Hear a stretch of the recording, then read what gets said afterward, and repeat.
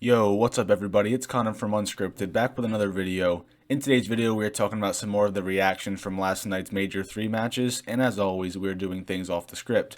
Before we hop into the video though, don't forget to leave a like down below if you enjoy, leave a comment as well with your thoughts on some of what we talk about today, and subscribe to the channel as well if you are enjoying the content and looking for more of it in your subscriber box. I appreciate all of that. It means a lot to me and helps me grow the channel, and yeah, let's get right into the video. So, kicking things off, we'll start with the good stuff because it gets bad as we go on. But starting with the good stuff, we have Tupac, the new Atlanta FaZe Search and Destroy coach. He says, let's F and go. S&D is on point.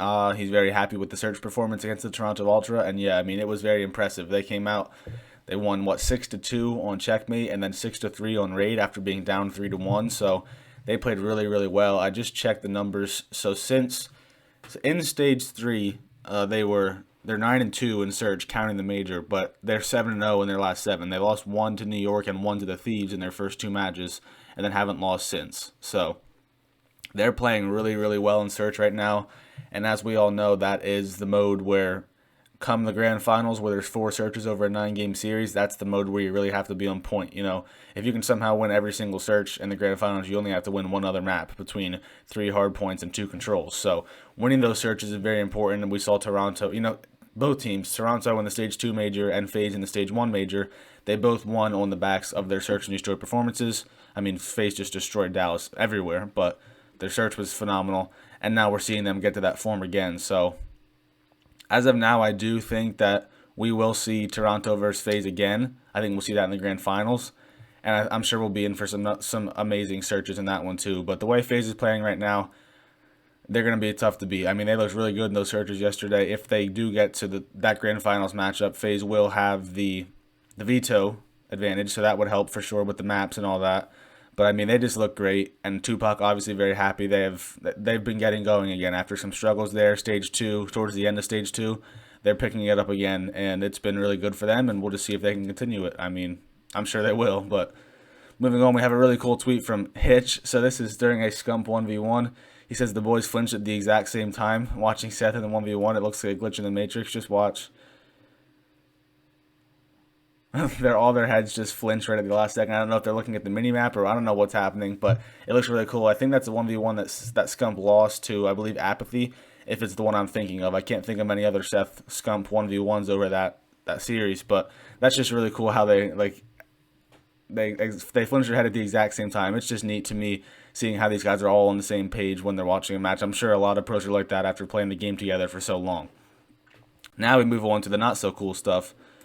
We have one of the GOATs, Brian Apathy. He's down pretty bad after last night's performance. He said, "I'm down immensely. So many what ifs this stage. It could have been the complete opposite if we clutched up. At the end of the day, that's on us. But sometimes I feel like I'm cursed. Just need to keep moving forward." So one thing I don't like, and we're going to see more of it here in a little bit, is the constant, "Oh, we couldn't clutch up or we choked." Like, sometimes you just get outplayed. That's the way it is.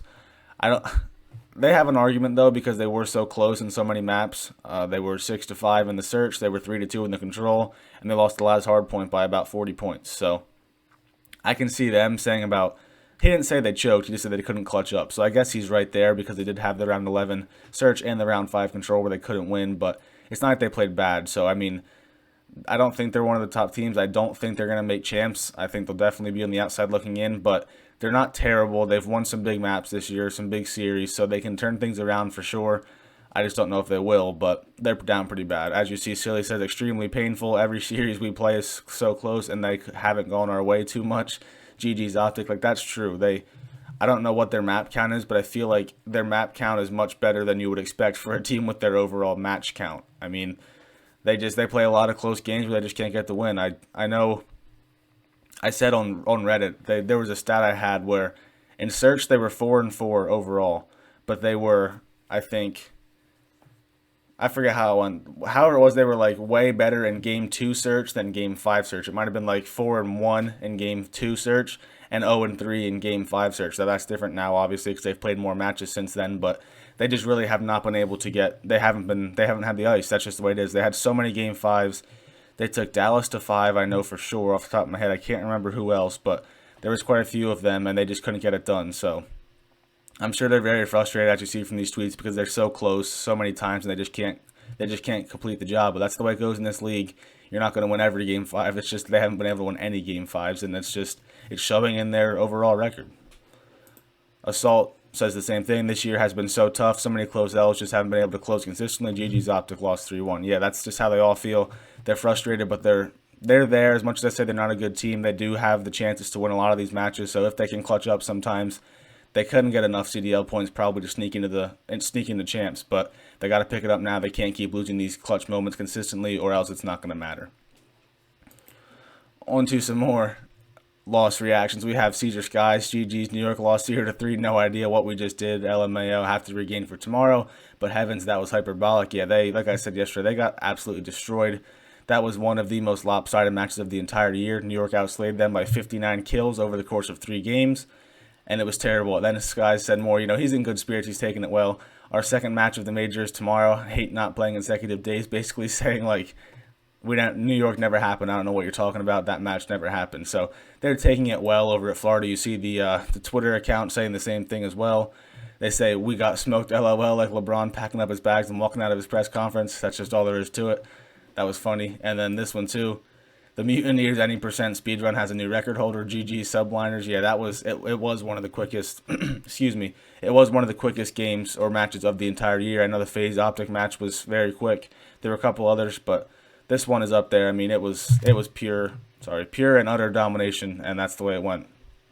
Finally, what my biggest talking point is the Minnesota ROKKR. He says, unacceptable chokes from us today. Don't even know what happened. GG's London.